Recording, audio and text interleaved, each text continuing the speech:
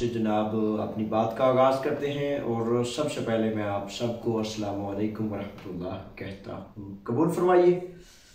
मैं अल्हम्दुलिल्लाह रब्बिल आलमीन ठीक हूँ और आप भी इंशाअल्लाह उम्मीद है ठीक होंगे।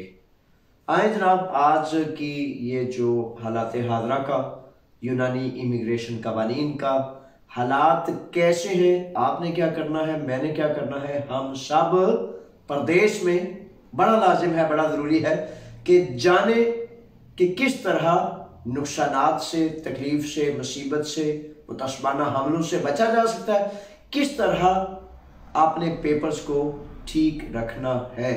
और फिर बहुत ज़्यादा ज़रूरी है कि अपने अखलाकियात को संवारते हुए, अपने इर्द गिर्द चुकन्ना रहते और रखते हुए अपने भाइयों का फ़ायदा और नफ़ा करें। आए, आज जुमेरात है और जुमेरात को फिर मैं आपकी अदालत में, आपकी कचहरी में, आपकी खिदमत में हाजिर हो जाता हूँ। अल्लाह करीम से दुआ है कि मालिक सारे जहानों के मेरी ये खिदमत कबूल कर, क्योंकि मैं तुझ ही से मदद और मामनत का तलबगार हूँ। और मेरी कौम के बच्चों को, इमिग्रेंट्स को, इन सारे शहजादों को परवरदिगार अपनी रहमतों से नवाज, ताकि 7 समंदर पार आके बड़ी मुश्किलात होती हैं, बड़ी मुसीबतें हो रही हैं, बड़े मसाइल और मसाइब के साथ ज़िंदगी गुजरती है। तो इसमें मालिक करीम हम सब की मदद कर, ताकि हम सब अपने घर वालों के लिए, अपने अजीज़ों करब के लिए जो कर सकते हैं वो करें और उसमें खैर व बरकत शामिल फरमा। अच्छा, सबसे पहले तो ऐसा है कि इमिग्रेशन कवानीन, आप सवाल लिखेंगे और उनके मैं जवाब दूंगा। तो इमिग्रेशन कवानीन, यूनान के हालात, ये 2 बुनियादी तौर पर चीज़ें हैं। तो इस पर इंशाल्लाह फजल तला बातचीत करते हैं। अब आपके दिल में, दिमाग में जो कुछ सवाल है आप मेरी तरफ भेज दें और मैं फिर यूनानी कवानीन और किताबों से जो रिसर्च के बाद मुयस्सर है सनद के साथ वो आपकी खिदमत में हाजिर कर देता हूँ। अच्छा, ऐसा है कि चलते चलते सबसे पहले तारीफ़ अल्लाह की और दरूद अल्लाह के नबी मोहम्मद मुस्तफ़ा सल्लल्लाहु अलैहि वसल्लम पर, आपकी आल और औलाद पर। इसके बाद बताता हूँ कि परसों मुझे फ़ोन आया मैनिदी कैंप से, वो जो मैं पिछले 1 माह 1.5 माह से बता रहा हूँ ना कि जबरन डिपोर्ट का कभी अंदेशा है, वो शुरू हो चुका है। बातें बड़ी ज़्यादा हैं तो मैं टू दी पॉइंट उन पर रहकर आप तक पहुंचाना चाहता हूं।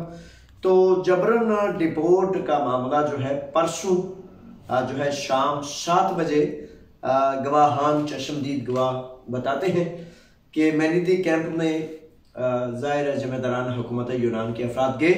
उन्होंने 40 अफराद को निकाला और 40 अफराद को निकालने के बाद उनमें से साथ ही किसी पुलिस स्टेशन ले गए, शायद मैनिदी का पुलिस स्टेशन हो। तो वहाँ उनसे मोबाइल लिए और बच्चे, हमारे वो शहजादे, कोई 10 माह कैद था, कोई 18 माह कैद था, कोई नया था, कोई 6 बच्चे बताते हैं कि थिस्सलुनीकि से उन्हें यहाँ लाया गया था। तो इस तरह मुख्तलिफ अफराद थे। किसी ने चप्पल पहनी हुई थी, किसी ने छोटे कपड़े पहने हुए थे, किसी ने बुनियान पहनी हुई थी और उन ही कपड़ों में उनको सीधा ला के रातों रात स्पेशल चार्टर पर, खसूसी तैयारे पर, हर फर्द के साथ 2 पुलिस वाले जनाब वो गए, रातों रात उनको उठा के उनको इस्लामाबाद FIA के हवाले करके आ गए। पहले जॉर्जिया वो फ्लाइट गई और जॉर्जिया में वहां लोगों को उतारा और फिर वो ही फ्लाइट जो है इस्लामाबाद गई, खसूसी तैयारा, यानी कि आम पैसेंजर्स वाला, मुसाफिरों वाला तैयारा नहीं था, बल्कि खसूसी तैयारा था। तो यहाँ के यूनान के अहलकार बड़ी मुद्दत से इस बात का वो तरतीब प्लान कर रहे थे। अब अमलन इसका शुरू कर दिया और प्लानिंग के मुताबिक करना ये चाहते हैं कि ये करीब करीब ये चाह रहे हैं, जैसा कि कमर जमान जो नौशहरा विरका से तल्लक रखते हैं, बच्चा जो इसने रब्ता किया, रब्ता करके तो सारी सूरत हाल से आगाह किया, तो वो कह रहे थे कि वो कहते हैं कि हमें 1000 आउटपास बना दिया गया है। इसमें मैं तहकीकात कर रहा हूँ, मजीद देखते हैं कि क्या मामलात हैं, क्या किया जा सकता है। हर हालत में कभी भी मायूस नहीं होना। इंशाअल्लाह बफज़ल ताला मेरे मालिक करीम ने चाहा तो हम आपके लिए क़याम करेंगे, लेकिन इससे कबल कि आप कुछ सोचें, मशवरे से, मशावरत से, कानून और इखलाक के दायरों में रहते हुए मेरे बच्चों क़याम करना है, तो फिर हम इस के सामने इंशाल्लाह खड़े होंगे और इसके मामला खड़े करेंगे। अच्छा, इसके साथ ऐसे है कि अब कल जो है सुबह जुमातुल मुबारक है, कल सुबह यूरोपीय पार्लियामेंटेरियन के एक ग्रुप से और नेशनल असम्बली यूनान के एक मुख्तलिफ नुमाइंदों से मेरी मुलाकात है। उस मुलाकात में बड़ी ख़ास तौर पर अब ये बड़ा ख़ास एजेंडा है कि बड़ी ख़ास तौर पर मुलाकात का टॉप एजेंडा ये है। वैसे तो मुतशब्बन, नस्ल परस्ती, मार कुटाई और ये डिपोर्टेशन वगैरह सारे इंशाल्लाह इस पे डिस्कस होंगे, लेकिन सबसे ज़्यादा टॉप ऑफ द लिस्ट ये एजेंडा ये है कि जो हमारे हज़ारों बच्चे, हज़ारों नौजवान शहजादे ज़मीनों पर काम करते हैं, यूरोपीय कवानीन कहते हैं कि उनका हक है कि उन्हें लीगल पेपर्स दिए जाएं, तो यूनान में क्यों नहीं यानी कि दिए जा रहे। तो ये मानोलादा वगैरह के हवाले से खसूसी इसमें मतलब बातचीत शामिल है। तो मानोलादा वाले शहजादों को सबको जनाब सलाम कहता हूँ, दुआएं कहता हूँ और ये कहता हूँ मेरे बच्चों, जब तक क़याम ना करेंगे मैं तगदो करूँगा, बहुत करूँगा, लेकिन रिजल्ट उस वक्त आएंगे जब आप खड़े होंगे। अब आज मैं 4 रोज़ बाद अपने अमोनिया ताजर बरादरी से मुलाकात के लिए थोड़ा सा वक्त मुयसर हुआ। असल में काम ज़्यादा होते हैं, वक्त थोड़ा होता है, और फिर साथ साथ फ़ोन भी पता है ना बड़े ऐसे ट्यूबवेल की तरह चल रहे होते हैं, तो प्रैक्टिकल ना करें तो फिर निरी बातें, तो फिर निरी बातें सिर्फ और सिर्फ बातें ही रह जाती हैं। तो बाजार गया तो हर ताजर का चेहरा खिला हुआ था। मैंने कहा भाई शहजादो खैर खैरियत तो है? कहते हैं जुबैर साहब बड़ा काम होया जाए। मैं कहा कौन सा काम हो गया बड़ा? तो वो कहते हैं वो जो पुलिस वाला हमें तंग करता था ना, तो अल्हम्दुलिल्लाह 26 तारीख को उस के खिलाफ हमने एक इकट्ठ किया, तकरीबन 200 दुकानदार का इज्तिमा किया, 150 से 200 दुकानदार थे। तो मैंने कहा मेरे बच्चों, जब आप क़याम कर लेंगे मेरे शहजादों, मेरे भाइयों, काबिल सद एहतराम मेरी कौम के शहजादों, जब आप क़याम कर लेंगे तो फिर मैंने कहा था उस दिन अपनी स्पीच में अमोनिया बाजार के चौक में कि मैं आपको गारंटी और जमानत देता हूं अल्लाह के तवक्कल पर कि आज के बाद ये शख्स जो है बदमाशी नहीं करेगा। तो मुझे बड़ी खुशी हुई कि अमोनिया के ताजर अल्हम्दुलिल्लाह पाकिस्तानी बरादरी में, बांग्लादेश बरादरी में, मुख्तलिफ बरादरी उधर थी, लेकिन ज़्यादा बुनियादी तौर पर पाकिस्तानी और बांग्लादेशी बरादरी थी ज़्यादा। तो अल्लाह का शुक्र अदा करता हूँ कि 20 साल से ये नौकरी, ये खिदमत, चाहे किसी की 10 दुकानें हैं, चाहे किसी की 50 दुकानें हैं, जब कोई गुंडागर्दी करता है, जब कोई खराबी करता है, तो फिर उसको रोकने के लिए मैं अल्लाह के तवक्कल पर, आपकी दुआओं और आपकी मोहब्बतों, आपके एतमाद और एतबार से क़याम करता हूँ और मसले और मसाइल हल होते हैं अल्लाह के फजल से, हमने किए हैं। अच्छा, इसी तरह अब क्योंकि यहाँ कानून है ना, यहाँ का निज़ाम जो है वो निज़ाम फिर उसकी गर्दन पकड़ता है।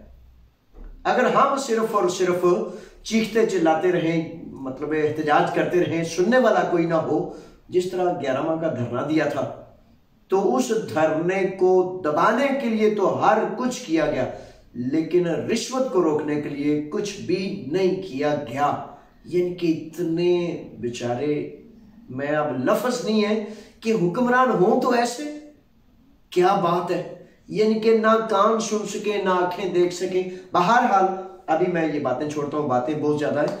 तो यहाँ कानून मौजूद है, तो उस कानून का शुक्रिया, उस निज़ाम का शुक्रिया कि जिस निज़ाम में हम सिर्फ एक दिन 1 घंटे के लिए गए और वो शाम को पुलिस वाला जो 4 माह से मुसलसल गुंडागर्दी कर रहा था, दुकानदारों का, जिनकी 10-10 दुकानें, उनका सांस सूखा हुआ था, रोज ऐसे घुसमुस करनी, जुबैर साहब वो आता है बोलने नहीं देता, जुबैर साहब वो, जुबैर साहब। तो मैंने कहा शहजादो चुप कर, जो अब सारी जिंदगी शिकायतें करती रहनी है या अमल भी करना है? तो अमल जब तक ना करेंगे उस वक्त तक मसले का हल नहीं होता। इसलिए अब जमींदारों को कहता हूं, मानोलादा से लेकर आरगोश तक, कि कल मैंने पार्लियामेंटेरियंस को, यूरोपीय पार्लियामेंटेरियंस को, यह भी उनकी मेहरबानी कि उनको जब मसला बयान किया उन्होंने कहा हम हाजिर हैं, हम वहां भी जाएंगे।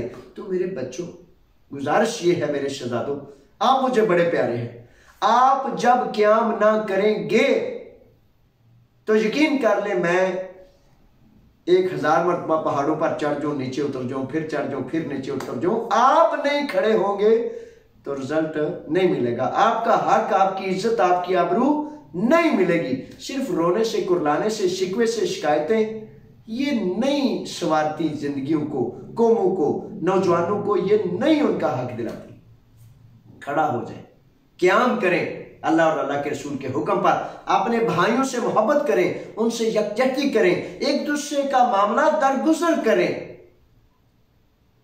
नरमी से, शफकत से, प्यार से, तंजीम साजी के साथ। तंजीम नहीं तो फिर कुछ भी नहीं।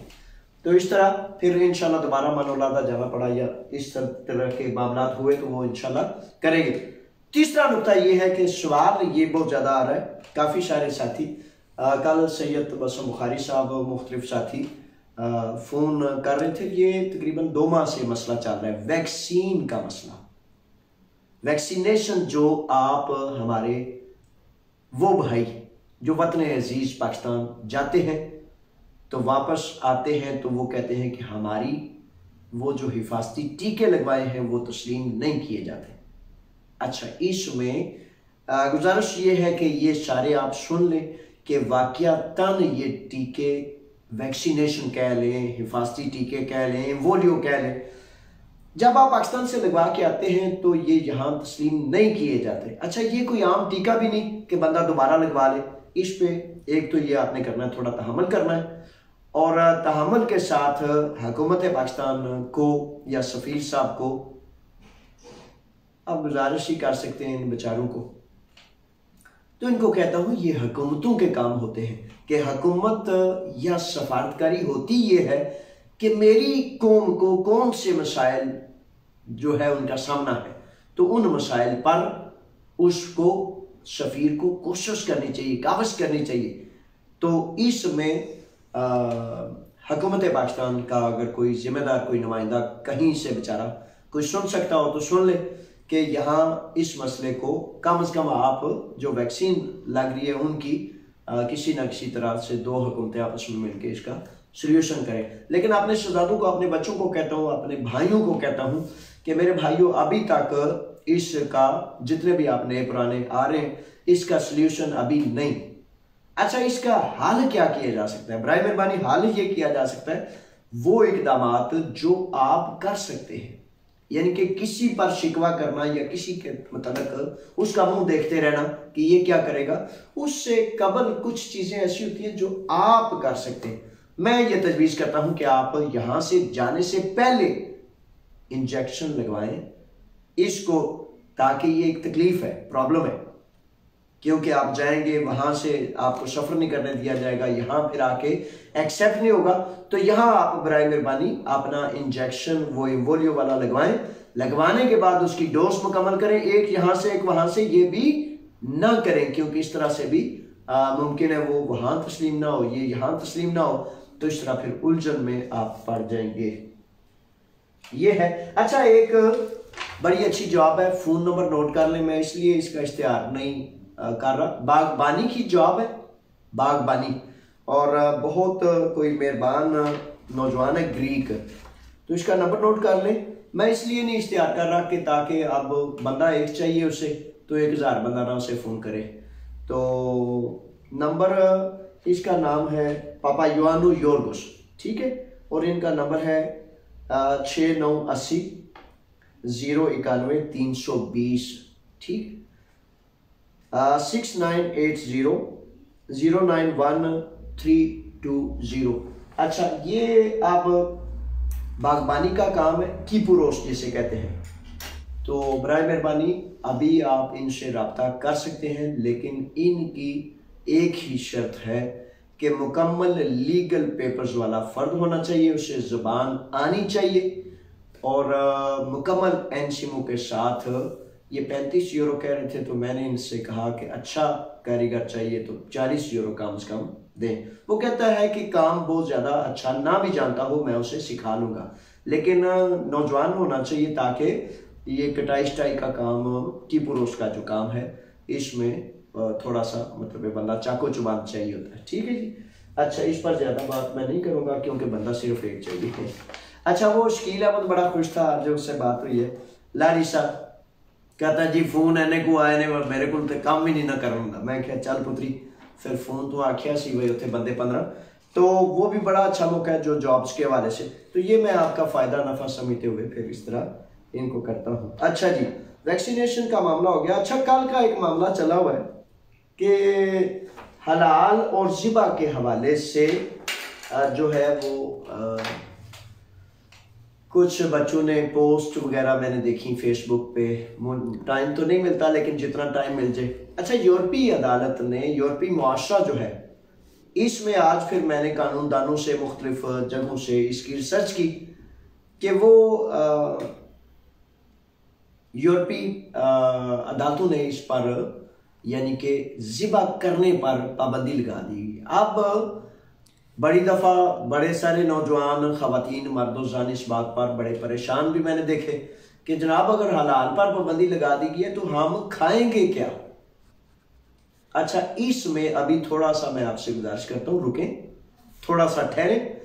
असल में इस नुक्ते का जो अभी तक रिसर्च मेरे सामने आई है वो ये है कि यूरोपीय माशरे में अक्सर बेशतर ये होता है कि भाई तंजीम साजी से काम करें, तरतीब से काम करें। अगर आप यहाँ एक बकरी या मुर्गा जो है गली में ज़िबा कर देंगे तो उसका खून बिखरेगा, गंद बिखरेगा, गोबर बिखरेगा या मुख्तलिफ चीज़ें जो, तो बुनियादी तौर पर इन कवानीन का ये मतलब होता है कि किसी सूरत भी तरतीब, तंजीम और आदिया परमिशन के बगैर आप ये नहीं कर सकते। साबका दौर में ऐसे होता था कि वजारती एक हुक्मनामा था कि जो कहा जाता था कि आप मुनासिब और थोड़ी माकूल जगह पर दूर दराज इलाके में ज़िबा कर सकते हैं। अच्छा, पिछले कई सालों से ज़िबा के दौरान पुलिस वगैरह जो है वो छापे मारती थी ताकि खराबी और गंद वगैरह पैदा ना हो सके। अब दोबारा अदालत आलिया यूनान जो है उसने फिर ये कह दिया है कि उस वजारती हुक्मनामे को मनसूख किया जाता है।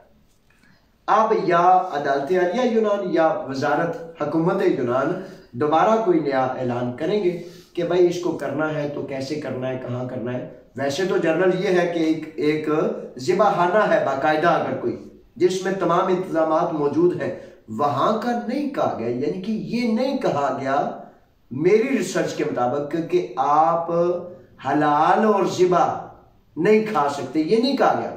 लेकिन ये जरूर इसमें वजाहत आई है कि भाई आप कहीं चौक चौराहे में अगर ज़िबा करेंगे तो उससे गंद फैलता है, तो उस पर आपको पाबंदी है, वो नहीं कर सकते। इसमें बहरहाल थोड़ी मजीद तहकीकात की जरूरत है, तो इंशाल्लाह मैं इस पर मजीद तहकीकात भी करूंगा। अच्छा, इसमें अब आ जाते हैं जनाब political asylum of fingers papers. Fingers के हवाले से ये है कि आज सुबह सुबह एक नौजवान शहजादे का अस्पताल से फोन आया, तो उनके मुताबिक और आज मैंने मुख्तलिफ कानूनदानों से भी रब्ता किया, तो इस के हवाले से जो है फिंगर्स अब जो 7 साल वाले कानून का पेपर्स जो जमा कराए गए हैं वो फिंगर्स वगैरह अब आहिस्ता आहिस्ता शुरू हो चुके हैं। और इंशाल्लाह कभी उम्मीद है कि अल्लाह ने चाहा तो बहुत जल्द आप जो सारे पंजों पर होके खड़े हैं, पंजों पर खड़े हैं कि जनाब फिंगर नहीं आ रहे, तो फिंगर वगैरह शुरू हो गए। अच्छा, दूसरा इसमें जो बड़ा अहम सवाल है आपका, बहुत ज़्यादा आप सवाल ये करते हैं कि जनाब वो रिन्यूअल के हवाले से कि 2 साल का, 3 साल का, 5 साल का या 10 साल का या फॉरएवर वाला पेपर्स, इनकी रिन्यूअल कब होगी। तमाम इमिग्रेंट्स इस हवाले से मुसलसल सबसे ज़्यादा सवाल इन दिनों में यही आ रहे हैं। तो मेरे शहजादों, अभी तक तो रिन्यूअल का मामला शुरू नहीं हुआ, आज की ताज़ा तरीन सूरत हाल जो थी। और मैंने फिर माहिरीन कानून से और मुख्तलिफ हवालों से इसको चेक किया, रीचेक किया, लेकिन ताहाल इसकी अभी सिर्फ आस उम्मीद है कि आने वाले दिनों में हो जाएगा। ये पिछले 3-4 हफ्तों से मुसलसल चल रही है, लेकिन ताहाल अभी तक इस सिलसिले में कोई ऐसी अमली सूरत अभी सामने नहीं आई। फिक्र ना करें, ठीक होता तो है ना मसला कि भाई मैंने जाना है, अपने वतन जाना है, जाके वापस आना है, लेकिन फिर क्या करें, परदेश जो हुआ। तो परदेश में मेरे बच्चों, मेरे शहजादों, सब्र व तहम्मुल के साथ और फिर जो कवानीन कहते हो, जो रास्ता देते हो उसके मुताबिक करना है। और थोड़ा सा इतना लंबा सब्र किया है, अब थोड़ा सा मजीद सब्र करें। उम्मीद है इसमें बहुत जल्द जो है नवंबर का कहा गया है, अक्टूबर के आखिर में और नवंबर के आगाज में, तो देखते हैं कि ये रिन्यूअल का अमल उम्मीद करते हैं जल्द शुरू हो जाएगा। अच्छा, इसमें अब तीसरा एक सवाल है बहुत ज़्यादा कि कुछ बच्चे जिनकी उम्र 15 साल, 16 साल यानी कि 18 साल से कम है, उन बच्चों ने ये सवाल किया कि हम जब जाते हैं कम उम्र वाले सेंटर एथन में, लारिसा जो है उसके सामने वाले दफ्तर, तो वो कहते हैं जाएं, पहले अपनी अपॉइंटमेंट लें और अपॉइंटमेंट लेने के बाद फिर जो है वो आप आएंगे। अच्छा, इसमें मैं ये वाकई पिछले साल 1.5 साल से है, पॉलिटिकल असाइलम, सियासी कार्ड रखने वाले तमाम जितने भी छोटे बड़े नौजवान हैं, उनके हवाले से भी ये सवाल मुसलसल आता रहा है, आ रहा है, बड़ी परेशानी से भी और बड़ी शदोमत से भी, कि जनाब वो डेटा ही नज़र नहीं आ रहा, मैं क्या करूं, कहाँ जाऊं, किस तरह, किस वकील से करूं। तो मेरे बच्चों, इसमें उन्होंने ये कहा है कि आपको टाइम अपॉइंटमेंट मिलेगा तो उस सूरत में फिर आप जा सकते हैं। वैसे आपने चक्कर लगाना है, सैर सपाटा करना करें, लेकिन उनके कहने के मुताबिक ये है कि टाइम अपॉइंटमेंट मिलेगी तो फिर आप तशरीफ लाइए, फिर आपका वो मामला देखा जाएगा। वो दूसरा सवाल आपका ये है कि जनाब टाइम अपॉइंटमेंट मिलती नहीं, डेटा नजर ही नहीं आता। डेटा वो अपलोड करेंगे तो नजर आएगा ना, टाइम अपॉइंटमेंट वो देंगे तो मिलेगी ना। आपका काम क्या है? आपका काम है कि अगर 1 दफा, 2 दफा, 10 दफा, 20 दफा चेक किया है, डेटा नजर नहीं आ रहा, तो आप 1 दफा मेल भेज दें। और इससे बड़ा अगर आपने कुछ करना है तो फिर आप वकील के जरिए एक उनको मेल भेज दें कि मुझे रिन्यूअल के लिए टाइम चाहिए। वकील ने भी इतना ही करना है, इतना ही कर सकता है, कानून उसे इतना ही रास्ता देता है कि वो लेटर एक भेज दे, मेल, ठीक है। उसके बाद फिर सब्र करना है, इंतजार करना है, यही तरीकाकार है। अच्छा, 15 साल के हवाले से या 20 साल के जो बच्चे जो 18 साल से कम है, उनके हवाले से मेरी तहकीकात के मुताबिक ये अपॉइंटमेंट वगैरह तो थोड़ा मुश्किल अमल है। तो अपॉइंटमेंट के साथ 1-2 रास्ते हैं, यानी कि फॉर एग्जांपल ऐसा है कि एक दफ्तर का नाम है मितादरासी, एक लारिसा है असाइलम ऑफिस की लाइनों के, ट्रेनों की। दूसरी तरफ टावर्स में जो इनका मितादरासी का दफ्तर है, टावर्स में अगर फॉर एग्जांपल कोई नौजवान बच्चा जिसकी 18 साल से कम उम्र है, बर्थ सर्टिफिकेट या उसकी डॉक्यूमेंटेशन से साबित होता हो कि ये नौजवान जो है 18 साल से कम है, तो वो उसे रिहाइश भी देते हैं, वो उसकी पॉलिटिकल असाइलम का केस भी बना कर लेते हैं और आहिस्ता आहिस्ता उसको बाकायदा जो है पॉलिटिकल असाइलम के तमाम प्रोसेस से भी गुजारते हैं। रिहाइश भी देनी, स्कूल भी करना, खाना पीना भी देना, सब कुछ करना। तो फिर इस तरह जो है वो आपका ये मसला हल हो जाएगा, ये बड़ा मुमकिन है।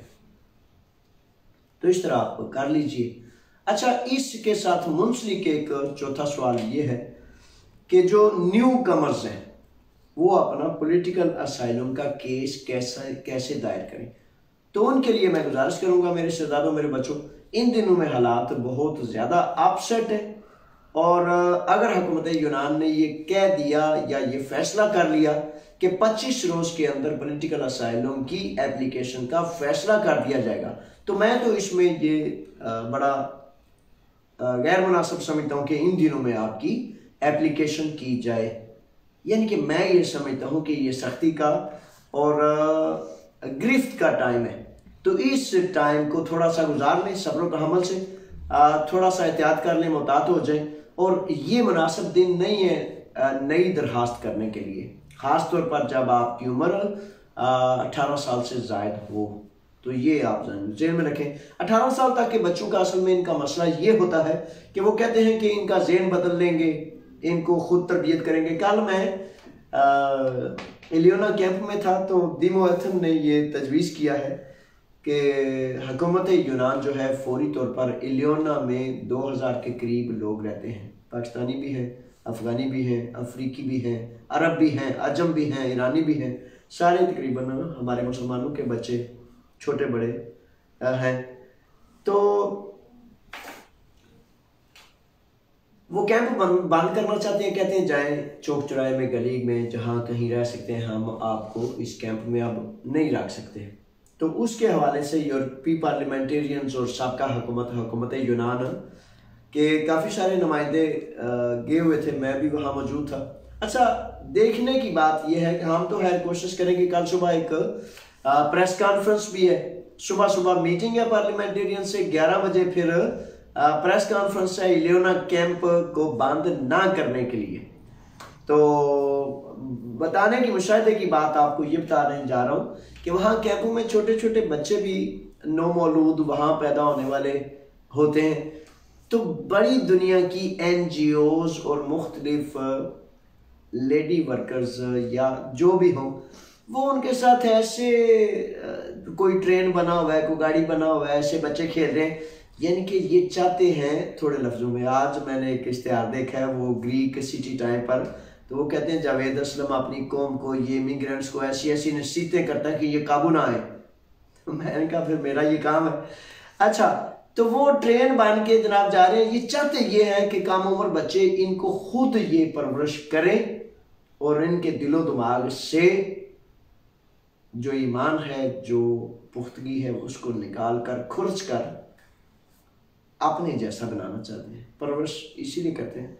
तो मैं उधर बड़ा मुशाहिदा कर रहा था, सारे पार्लियामेंटेरियंस कहते हैं जावेद तुम बड़ा चीज़ें ऐसे और तरह से देख रहे हो।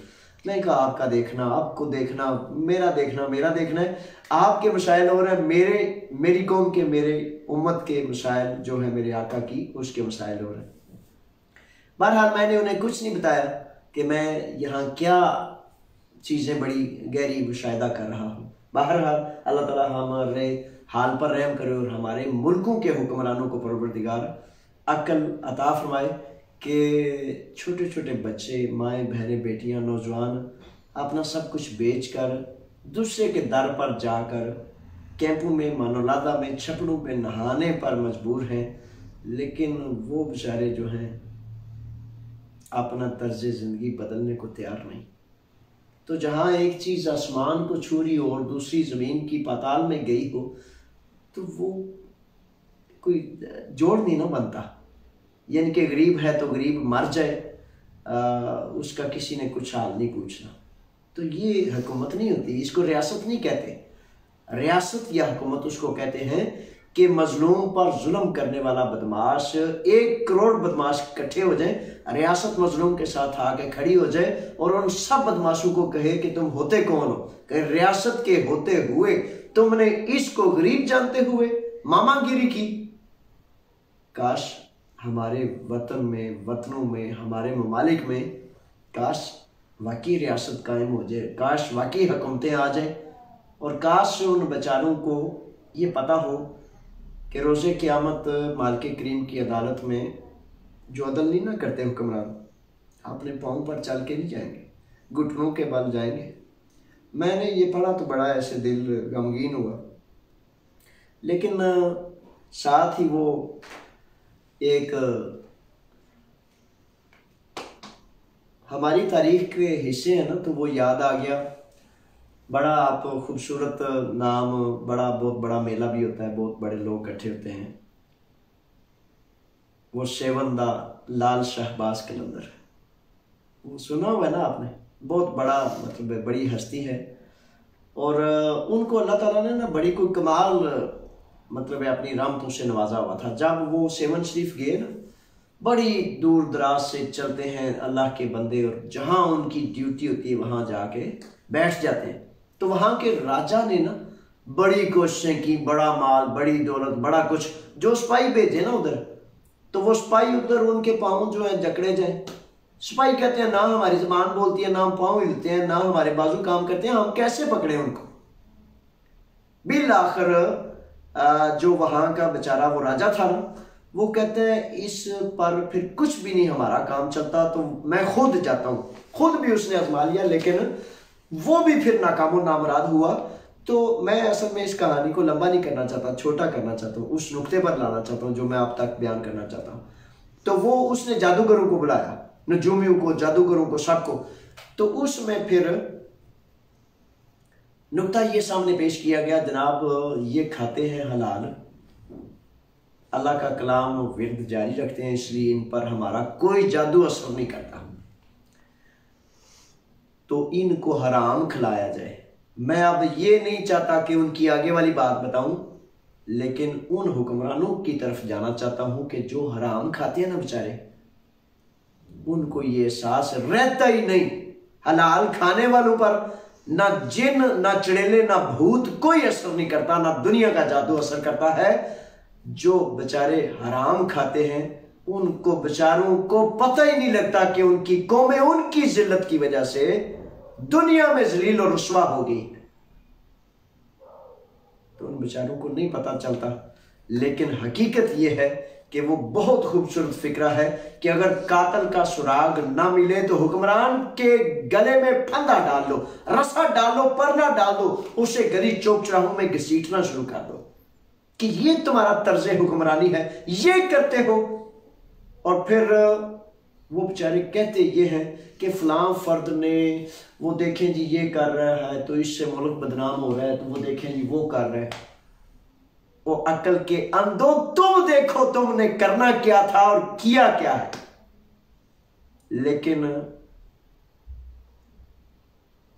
दरवेश तो अपने गिरेबान में छाती डालते हैं, लेकिन रिश्वत लेने वाले बेचारों को ये नसीब नहीं होता।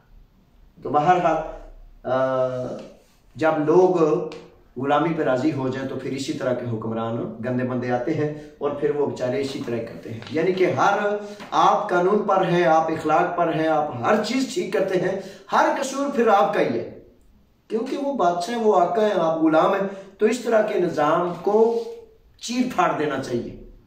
चीर फाड़ देने का मतलब यह है कि क्याम करें, क्याम करें, अपनी सोचों को चीर फाड़ दें कि ये गुलामी वाली जो सोच है इसको उतार कर फेंक दें। तो फिर जाके मेरे बच्चों ये होता है। और मैं देखता हूँ उधर हमारे बच्चे जो है इसलिए चेंज किए जाते हैं कि ये वो कहते हैं कवा चला हंस की चाल, अपनी भी भूल गया, धोबी का कुत्ता ना घर का ना घाट का। यानी कि हमें कम से कम कोई एक जो है ना हमारा असूल ज़ाब्ता, हम मोहब्बत भी करते हैं अपने आका से, अपने नबियों के सुल्तान और इमाम मोहम्मद मुस्तफ़ा सल्लल्लाहु अलैहि वसल्लम से, और फिर हमें ये भी नहीं पता मोहब्बत करनी कैसे है। फिर हमें सारी ज़िंदगी ये भी नहीं पता चलता कि जालिम का साथी नहीं बनना, फिर ये भी नहीं पता चलता कि झूठ नहीं बोलना, फिर ये भी नहीं पता चलता कि भाई आपने अपना मुकद्दर नसीब खुद नहीं बनाना, खुदा ने बनाया है। तो फिर भी नारे हला हला बाहर आए इधर आते हैं। तो काम को सीख कर जो है करना वो ज़्यादा बेहतर रास्ते लाता है।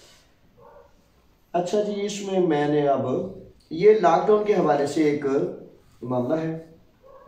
तो लॉकडाउन के हवाले से, लॉकडाउन का बड़े साथियों ने ये पूछा कि जनाब वो लॉकडाउन के बारे में सुन रहे हैं कि लॉकडाउन जारी है। अच्छा, ये लॉकडाउन का लफ्ज़ जो है ना, ये इसमें कुछ शराइत होती हैं। ये तो जब से जारी है उसमें कुछ नरमियाँ हुई, कुछ शराइत बढ़ाई जाती हैं, कुछ कम की जाती हैं। आजकल दोबारा कोरोना वायरस जो है काफ़ी शिद्दत पकड़ता जा रहा है। शिद्दत यानी कि काफ़ी इसके विक्टिम्स जो हैं, कोरोना के मरीज़ जो हैं काफ़ी तादाद में हो रहे हैं, जिसकी वजह से हुकूमत ईरान ने जो है वो कहा है कि 6 नवंबर से जो है वो आपने रैपिड टेस्ट या PCR टेस्ट करने के बाद आपके पास होना चाहिए।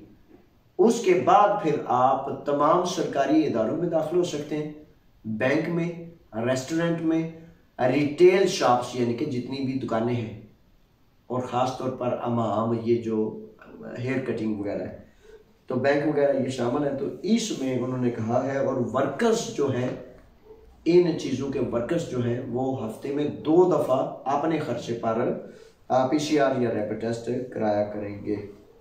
ये चीज़ें हैं। अच्छा, इसमें अब एक और साथी, अब अल्लाह ताला इनको खुश रखे, मैं नहीं जानता, पुरस्कार सी शख्सियत है, लेकिन एक दफ़ा इनसे मुलाकात हुई थी अमोनिया चौक में, तो पहले भी एक दफ़ा फ़ोन किया, आज फिर फ़ोन किया, तो सवाल बढ़ा है, मैं नाम मैं उनका नहीं लेता, बताते थे कि किसी इदारे से तल्लुक़ रखते हैं हम। अच्छा, अब वो बात उन्होंने बड़ी लंबी की, इसमें आपके लिए बड़ा एक नुक्ता था, चलो मैं शायद उनकी ये बात का तस्करा ना करता, लेकिन इसलिए की कि इसमें आपके लिए है। यानी कि सवाल ये है, बात को छोड़ देते हैं, बात बड़ी लंबी हुई, क्या हुई, सवाल ये है कि दोबारा नस्ल परस्त जो है वो पाकिस्तानियों को निशाना बनाना उन्होंने शुरू कर दिया है। लहू, मार कुटाई, डंडे, छुरियां, टोके, ये वो। तो सवाल ये था कि क्या जावेद साहब अगर उसकी छुरी उस ही को मार दी जाए, या उसका टोका या उसका डंडा उसको मार दिया जाए, मर जाए, तो सेल्फ डिफेंस में यूनानी कानून क्या कहता है, आप हमें क्या कहते हैं। बड़े सारे इस तरह के सवाल। बच्चा जरा गर्म था, मजाज का सख्त था, तो उसने कहा जी अगर कोई बंदा मर जाता है मेरे हाथ से या इस तरह हो जाता है, तो फिर मुझे यूरोपीय और यूनानी कवानीन मुझे दिफा का, डिफेंस का हक नहीं देते। तो बच्चों गुजारिश ये है, ये बड़ी तवज्जो से सुन लें कि दोबारा जो है नस्ल परस्ताना हमले, मार कुटाई और खामखा का जो फसाद है नस्ल परस्त करते हैं, वो दोबारा शुरू हो गए। बहुत बड़े पैमाने पर नहीं, अल्लाह का शुक्र है, 1, 2, 4, 10 वाक़यात हुए। तो उस पे ये सोच लें, ये आपने जान लेना है कि इसका हल क्या है। हरगिज कभी भी ये नहीं सोचना कि वो मार रहा है तो आपने भी उसको मारना है। दिफा करना है, फौरन एक्टिव रहना है, फौरन धक्का दे के निकल जाना है, कुछ करना है। ये बुनियादी तौर पर चीजें हैं, लेकिन चंद चीजें मैं आपकी खिदमत में पेश करता हूँ। ये एक असल में लंबे लेक्चर का तकाजा करता है। ये जो सवाल है, करना ये है मेरे शहजादों, मेरे बच्चों, सबसे पहले जिस मुल्क में है हम, जिस देश में है, अगर आप मजदूर हैं तो उस मजदूर फेडरेशन का हिस्सा बने। वो कहते हैं कि जो आपने ग्रुप में, आपने ग्रोह में, आपने दरख्त की शाखों के साथ चीज जुड़ी होती है ना, वो महफूज रहती है। वो मुर्गी के वो बच्चे, ईल या चील आ जाती है ना, जब वो चील आती है, कोई कौवा आ जाता है, कोई चीज उनको पड़ जाती है, तो वो मुर्गी के परों के नीचे दौड़ के सेव हो जाने वाले बच्चे महफूज रहते हैं। कोई अकेला रह जाए तो उसको वो चील ले जाती है। इसी तरह फेडरेशंस होती हैं, यूनियंस होती हैं। जिस मुआशरे में आप रह रहे हैं, बड़ी मादरत से, बड़ी बदनसीबी से बच्चों को इस बात का पता ही नहीं। आप अगर फूड इंडस्ट्री में काम कर रहे हैं तो फूड की फेडरेशंस होती हैं, वो हजारों लोग फिर आपको तहफ़्फ़ुज़ देंगे। फिर एंटी फासिस्ट मूवमेंट्स होती हैं। अगर खुदा न खास्ता इस तरह का कोई वाकया होता है, और मैं आपको अल्लाह के तवक्कुल पर यह बात कहता हूं कि जब उनको ये पता हो कि ये बच्चा 4 बातें जानता है, एंटी फासिस्ट मूवमेंट के साथ इसका तल्लुक है, बात भी कर सकता है, ग्रीक ज़बान भी जानता है, तो फिर कभी भी वहां पर हमला नहीं करेंगे। वो तो देखते हैं अकेला केड़ा कोई टट्ठे है, कोई साइड ते सानू कोई प्रॉब्लम ना हो तो इनू 2 छुड़े मार जाइए। अल्लाह ताला उनको भी अकल अता फरमाए। स्कूल में दाखिल हो, तीसरा नुकता, एंटी फासिस्ट मूवमेंट्स 2-3 नंबर आपके पास होने चाहिए, राब्ता होना चाहिए, तहरीक पैदा करें मेरे बच्चों। ये टिक टाकों से, ये आके अपने घर में आपने आपको कैद कर लेने से थोड़ा निकलें, आपने आपको मुतहर्रिक करें, आपने आपको तहरीक में किसी में डालें। तीसरा नंबर यह है कि आप आज आए हैं या आपको 50 साल हो गए किसी यूनानी लैंग्वेज स्कूल में दाखिल हो, वो लैंग्वेज स्कूल के तमाम असातिज़ा एक तो आपको इल्म सिखाएंगे, ज़बान आपकी बेहतर बनाएंगे, और फिर वो सारे आपके डिफेंडर्स बन जाएंगे, दिफा करने वाले मुहाफिज बन जाएंगे।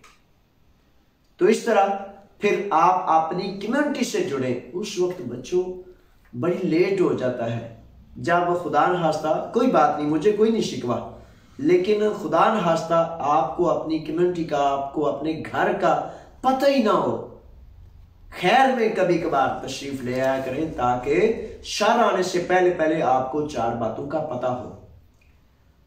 ये जो नस्ल परस्त जमाते हैं, यहाँ के तकरीबन 60% से ज़्यादा पुलिस वालों ने भी इनको वोट दिए थे।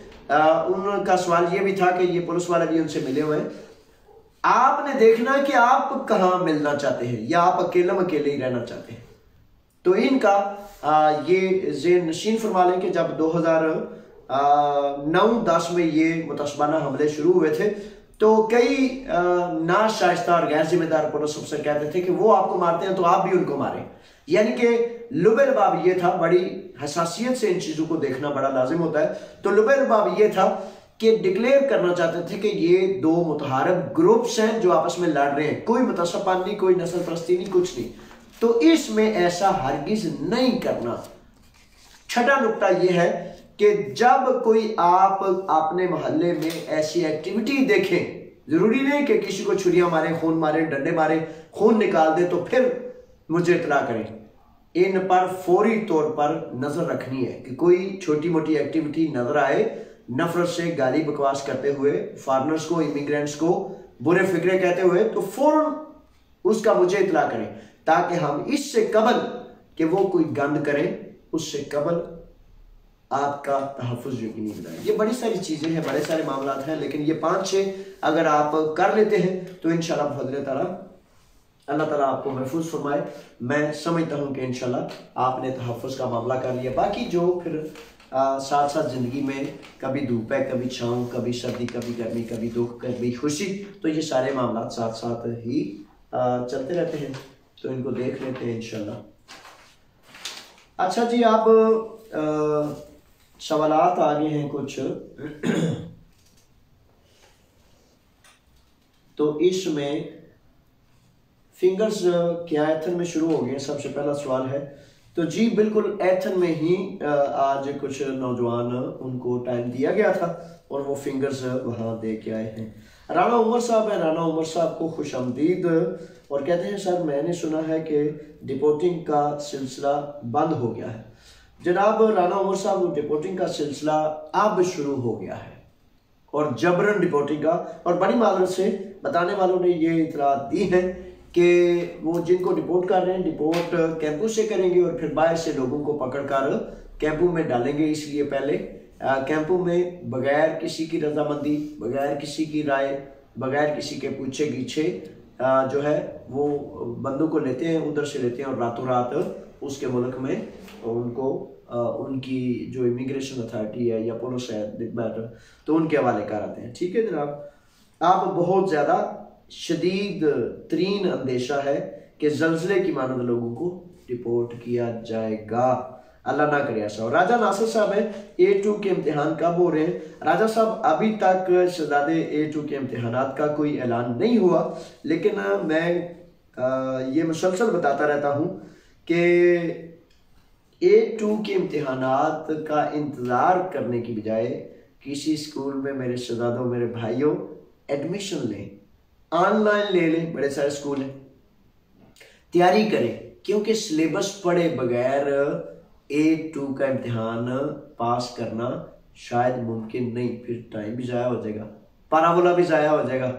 और दूसरा इसका नुक्ता मैं ये बताता रहता हूँ, फिर बताता हूँ कि जब आप इम्तिहान के लिए रजिस्ट्रेशन कराते हैं तो रजिस्ट्रेशन कराने से वो आपको वेटिंग लिस्ट में डाल देते हैं। वेटिंग लिस्ट के बाद ज़रूरी नहीं कि वो उस इम्तिहान में, यानी कि नवंबर में मुतवक्के हैं, नवंबर में मुतवक्के हैं, लेकिन आप जब रजिस्ट्रेशन कराएंगे तो वेटिंग लिस्ट कौन से इम्तिहान में आपको चांस देगी, ये उनका फिर फैसला है। तो इस तरह मेरी राय है, तजवीज़ है, नसीहत है कि पहले तैयारी करें और फिर उसके बाद साथ ही इसमें एडमिशन ले लें जब इंशाल्लाह आ जाए। अच्छा, इतवार को जो है वो नेशनैलिटी जिन शहजादों ने अप्लाई की हुई थी उनके इम्तहानात इस इतवार को इम्तहानात हैं नेशनैलिटी वालों के। और मेरी बात हो रही थी तो इस नुक्ते पर भी इंशाल्लाह कल दोबारा बात होगी कि इतने सख्त सवालात हैं कि एक प्रोफेसर साहब कह रहे थे कि भाई मुझे नहीं पता जिन बातों का, वो मैं सिलेबस में पढ़ रहा हूँ। और फिर कल एक कौमी असम्बली के रुकन जो थे, बल्कि वो पार्लियामेंटेरियन है, यूरोपी कोस्टास अरवानीतिस, तो वो कह रहे थे कि योर्गो पसीखोयो, बल्कि सॉरी ये कह रहे थे, वो कह रहे थे कि बड़े सारे नौजवान मर्दो जन अगर पास भी हो जाते हैं तो अब जो इन्होंने कहा है कि इतनी आमदन भी होनी चाहिए उस पर रोक देंगे। तो इसलिए इतवार को जो हो रहा है उस पर हम एहतजाज भी करेंगे कि भाई ये क्या, कौन सा तरीकाकार है कि आप इंटरव्यूज लेना चाहते हैं या आपको सबको एक वो डका कहते हैं लगा दिया, बांदी लगा दिया कि किसी को जाने नहीं देना। तो फिर कानून जो है उसकी दुरुस्तगी तब ही होती है जब आप अपने हक के लिए खड़े होते हैं। अच्छा, राजा नासर साहब के बाद हैं कादर हुसैन। कादर हुसैन कहते हैं कि फिंगर कब होंगे। फिंगर कादर साहब अब शुरू तो हो गए अल्लाह अल्लाह करके इंशाल्लाह फजल ताला, तो अब उम्मीद है काम तेजी पकड़ जाएगा। आज कुछ बच्चे गए थे फिंगर्स कराने, तो इंशाल्लाह जल्दी शुरू हो रहे हैं, हो चुके हैं बल्कि। आगे जनाब ताहिर मोहम्मद हैं। ताहिर कहते हैं कि 3 साल वाले पेपर्स कब होंगे, खत्म हो गए थे। अच्छा, इसमें ताहिर साहब ऐसा है कि आपको प्रोग्राम में खुश आमदीद, वेलकम हो, लेकिन शहजादे अभी इसका इंतजार ही है, रिन्यूअल का अमल अभी शुरू नहीं हुआ, थोड़ा सा मजीद रुकना पड़ेगा, देखते हैं जनाब। आगे एक शहजादे लिखते हैं कि सर क्या आपका व्हाट्सएप नंबर है? असल में वो पता क्या, इसमें व्हाट्सएप बन नहीं सकता, ये मेरा फ़ोन है तो इसमें व्हाट्सएप नहीं बन सकता। और आप मेरे भाई, मेरे शहजादे, मेरे काबिल सब एहतराम साथी, छोटे या बड़े जो भी हैं, आप पाकिस्तान कम्युनिटी के मैसेंजर पर जावेद असलम स्काइप का एक एड्रेस है उस पर, या यूट्यूब पे जहाँ चाहेंगे इंशाल्लाह आप भेज लेंगे। अच्छा, इसमें एक राज की बात यह है कि मैं वो फ़ोन तो चलो बड़े सारे शहजादे हैं अपने अमोनिया में, किसी को भी एक छोटी सी आवाज़ करूँगा तो वो फ़ोन तो मिल जाएगा। असल में व्हाट्सअप ईमो शीमो इसलिए नहीं रख सकता कि मैंने काम करने होते हैं, और यकीन करें ये फ़ोन भी नहीं सुना जा सकता सारा। उसकी वजह पता है कि आप सारे रजाकार बड़े काम होते हैं ना, सारे अपने अपने माल शाल इकट्ठा करने के चक्कर में होते हैं, मजदूरी करने के, तो फिर मुझे अकेला छोड़ा हुआ है आपने कि जावेद साहब करी चलो दौड़ी चलो तो आप शहजादों, आप रजाकारों की ज़रूरत होती है, जितने ज़्यादा रजाकार होंगे उतना ज़्यादा हम अल्लाह की रज़ा से अपनी कौम व मिलत का, अपने शहजादों का, इमिग्रेंट्स का काम कर सकेंगे। तो ज़्यादा से ज़्यादा अपने आप में शौक़ और जज्बा पैदा करें कि हम सब मिलकर अल्लाह की रज़ा के लिए एक दूसरे का काम करें। अच्छा जी, इसके साथ अब आ जाते हैं जनाब, अनवर साहब हैं, और अनवर साहब IOM की तरफ से दूसरी मरतबा पाकिस्तान रिपोर्ट हो सकते हैं हमारी बीमारी की वजह से। अच्छा, अनवर साहब ऐसा है कि IOM जो है उससे डिपोर्ट तो वो एक ही दफ़ा करते हैं, लेकिन इसमें कोई कदगन नहीं कि आप दोबारा उनसे रुजू करें और रुजू करने के बाद दरियाफ्त कर लें कि भाई मैं बीमारी की वजह से जो है। अगर आप YouTube J.Aslam पर जाएं तो वतन वापस जाने के लिए रज़ा कराना, उस पर फ़ोन, एड्रेस, नंबर, तफसील, सारा कुछ इंशाल्लाह आपको बड़ी तफसील में मिल सकता है। तो अगर आप IOM गए हैं तो इंशाल्लाह मुझे उम्मीद है आप पहले भी उनका दफ्तर वगैरह तो जानते होंगे, फ़ोन नंबर्स वगैरह से उनको क्लियर कर लेना चाहिए, ताकि फ़ोन नंबर करके तो बंदा रिंग कर लेता है, पूछ लेता है थोड़ा सा। इस सिलसिले में वैसे नॉर्मल नहीं वो जाने देते, बीमारी की वजह से मुमकिन है आपको रास्ता दें। मुदस्सर साहब है, मुदस्सर साहब कहते हैं कि कुछ लोग कह रहे हैं कि जो पेपर्स 2020 में रिन्यू होंगे वो दूसरे मुल्क में जाकर भी टाइम कर सकते हैं। अच्छा, ये जो लोग कह रहे हैं ना, इसका मुझे बिल्कुल नहीं पता। जो कानून कहता है उसके हवाले से ऐसी कोई अभी बात सामने नहीं आई। मलिक फैसल साहब हैं, सर कातिहाकी में हमारे पेपर्स का काम कब होगा? फैसल साहब कातिहाकी वाले जो हैं काम तो कर रहे हैं, लेकिन बड़े महदूद पैमाने पर काम कर रहे हैं। अब कब होगा ये जब वो चाहेंगे, जब तरतीब प्रदेश जो होगा, तो जब यहाँ का कानून अमला जिम्मेदारान वो कर रहे हैं, बड़ी सुस्त रवि से कर रहे हैं, लेकिन इंशाल्लाह हिम्मत मरना मदद खुदा, मायूस नहीं होना, सब्र के साथ इंशाल्लाह मंजिल आसान हो जाएगी इंशाल्लाह। अच्छा जी, शकील साहब हैं, शकील कहते हैं कि सर मेरे पास ब्लू वेबोसी है जो 15/3/2022 तक वैलिड है, क्या मैं पाकिस्तान जा सकता हूँ? अच्छा खलील शकील साहब, बिल्कुल वेबोसी वैलिड है, आप सफ़र कर सकते हैं और वैलिड वेबोसी पर जर्नल कोई मामला सामने नहीं आया, लेकिन ऐसा है कि वेबोसी वालों को वो लेटर लेने के हवाले से एक रास्ता डाल देते हैं कि आप लेटर ले लें। वेबोसी का दूसरा मसला ये होता है, बाज़ औक़ात सामने आ जाता है कि वेबोसी में कोई लिपि आ जाती है, कोई मिसिंग आ जाती है, या खुदा न खास्ता वेबोसी को कैंसिल कर दिया जाता है, मुस्तरद कर दिया जाता है। तो ये कुछ ऐसे मामलात हैं जिनको बहुत तवज्जो से आपने देखना है। अगर सारे इनमें कोई अंदेशा ना हो तो फिर अल्लाह के हवाले, खैर से जाएं और खैर से आएँ, कानून आपको नहीं रोकता, लेकिन वैसे ही अगर जाना है तो फिर रुक जाएं ताकि आपका कार्ड शार्ड आ जाए, और अगर कोई बड़ा लाजम है तो फिर देख लें, ठीक है। सफ़र कानून के तहत आप कर सकते हैं। अच्छा जी, अगर वैक्सीन नहीं लगवाई तो टेस्ट करवाएंगे? अच्छा, ये किस सिलसिले में, ये वैक्सीन के हवाले से अब मामला ये है कि जितने भी टेस्ट करवाने हैं, रैपिड टेस्ट है दुकानों में जाने के लिए, हुकूमती इदारों में जाने के लिए, रेस्टोरेंट वगैरह, हमाम वगैरह, ये वो कहते हैं कि ये अगर आपने वैक्सीन नहीं कराई, एम्वोलियो नहीं कराया, तो फिर ये लाजिम है, यानी कि मुझे जर्नल सारी चीज़ें समरी इसका लुबलबाब ये है कि वैक्सीन लगवा लें। हुकूमत का असल में मकसद यही है कि वैक्सीन लगवा लें, वरना हम इतने टेस्ट करवाएंगे, आपके पैसे लगवाएंगे कि आप कहेंगे यार वैक्सीन ही लगवा ली। ये असल में इनका मामला है। तो सफ़र के लिए अब जर्नल ये तकाजा कर दिया गया है कि सफ़र वो कर सकता है जिसको वैक्सीनेशन लगी हो। वैक्सीनेशन के बाद जो है वो फिर PCR टेस्ट है, रैपिड टेस्ट है, वो भी ज़रूरी है, लेकिन सफ़र के लिए जो हवाई सफ़र है उसमें ये लाजम करार दे दिया गया है। अच्छा, फिर एक दफ़ा कहूँगा कि बराए मेहरबानी जो हमारे शहजादे, अब तो चलो पाबंदी होगी ना, बड़ा अच्छा किया है इन्होंने, क्योंकि उधर वाले इधर नहीं मानते, ये उधर नहीं मानते, तो वैक्सीन कराने के बाद अपना प्रोग्राम सफ़र का करें, ताकि दोबारा ये हेजिटेशन और ये खिंचाव बाकी ना रहे कि जनाब पाकिस्तान से लगवा आया हूँ, आप इधर कोई एक्सेप्ट ही नहीं करता, मैं करूँ तो क्या करूँ, ठीक है।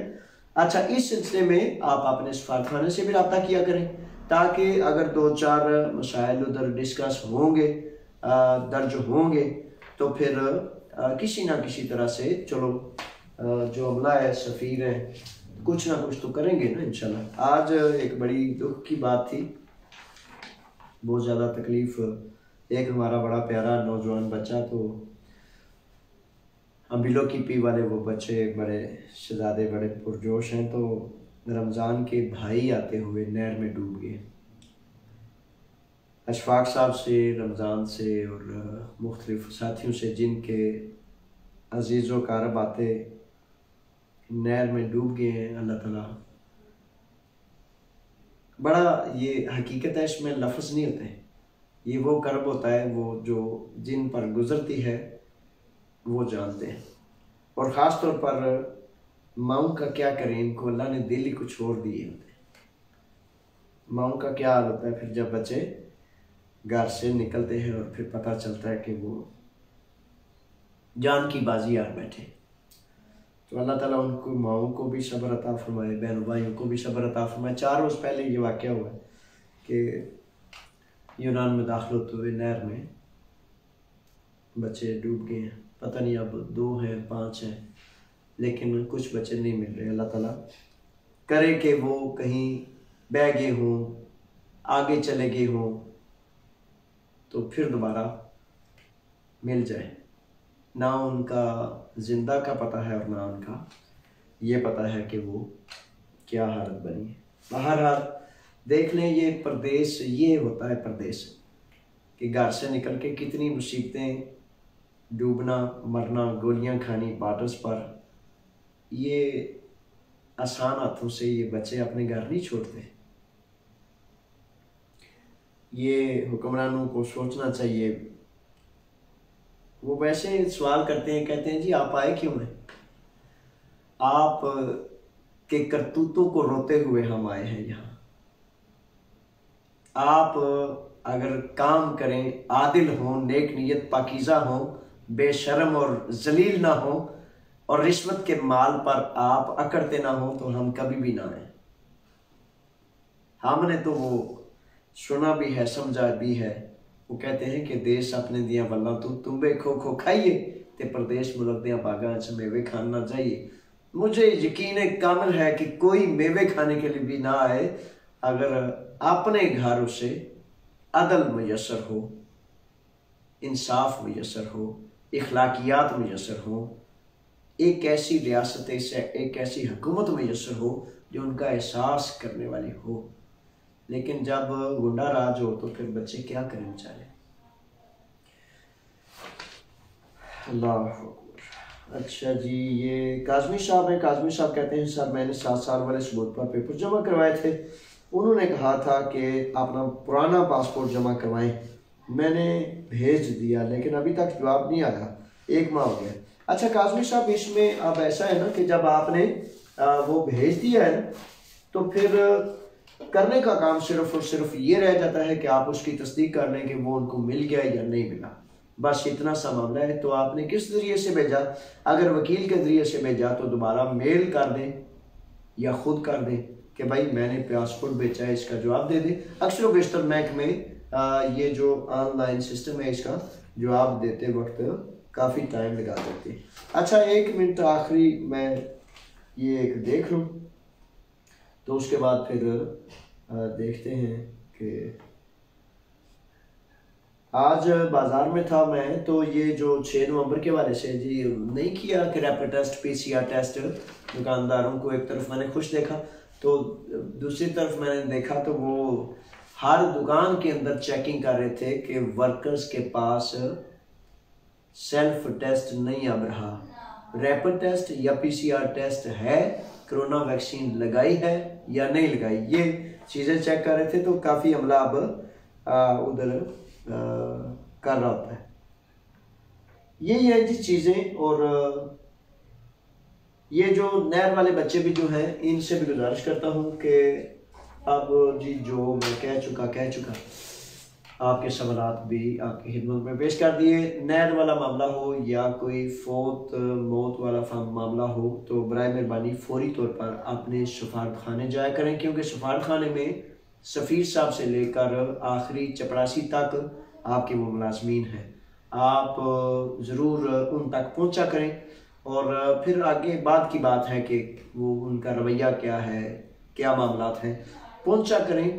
और मेरे बच्चों ये आपका हक है, आपका अपना, मेरा सफारतखाना है, आपका सफारतखाना है।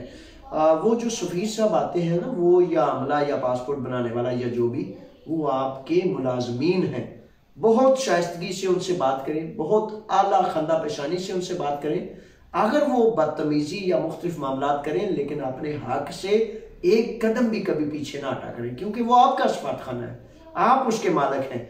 और स्टेट्स और रियासत ये कहती है कि वहाँ जो लाखों यूरोस लगते हैं वो आपकी नौकरी, आपकी खिदमत, आपके दर्द, आपकी दुख, आपकी तकलीफ को हल करने के लिए वहाँ वो अमला आता है। तो अगर आप उनको बिल्कुल ऐसे खुला छोड़ देंगे तो वो यासी मासी में बेचारे पहले ही पड़े होते हैं, फिर कहेंगे ठीक है, ना कोई पूछने वाला है ना कोई रोकने वाला, तो फिर इस तरह और ज़्यादा खराबी बात हो जाती है। हम उनके लिए बड़ी नेक ख्वाहिशात रखते हैं। हमारे सर माथे पर ऐसे काउंसलर्स, ऐसे सफ़ीर, ऐसे मिशन लाने वाले जो फ़र्ज़ को फ़र्ज़ जानते हुए अपने वतन के साथ नेक नीति से अपना काम पूरा करते हैं। और जो अपना काम पूरा नहीं करता वो वतन से हरगिज़ मुखलिस नहीं। तो फिर आखिर में आपको सलाम और दुआएं कहते हुए ये कहता हूँ कि कल ज़मींदार तबका के हवाले से और नस्ल परस्ती के हवाले से यूरोपीय पार्लियामेंटेरियंस और यूनानी पार्लियामेंटेरियंस जो हैं उनसे एक बड़ी खसूसी नशिस्त है। तो बराए मेहरबानी मानोलादा से लेकर आर्गोस और आर्गोस से लेकर यूनान के खलकीदा और थीवा तक जितने बच्चे हैं ज़मींदारा काम करते हैं, मेरे बच्चों कमर काश लो, खड़े हो जो इज्जत और आबरू के लिए कैंपेन चलानी है।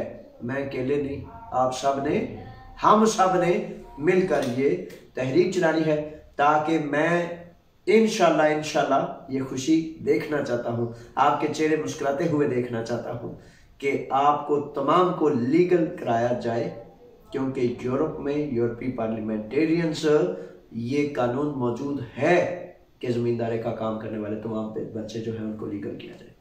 डिपोर्टेशन का अमल बड़ी शिद्दत से शुरू हो गया, नस्ल परस्ती भी जारी है, और इन सारी चीज़ों में बराए मेहरबानी चुकने और होशियार हो जाए, पस्त हिम्मत नहीं होना, गमगीन नहीं होना, और एक दूसरे से जुड़ के अल्लाह के तवक्कल पर खड़े हो जाए, और अल्लाह ताला आपकी मदद करेगा। मैं भी आपकी नौकरी के लिए फीस बिल्लाह रजा कराना हाजिर हूँ। मेरी हाजिरी मेरी नौकरी मेरा मालिक कबूल करे और आपको इज्जतें अता फरमाए। पाकिस्तान जिंदाबाद, आप पाइंदाबाद। अस्सलामु अलैकुम।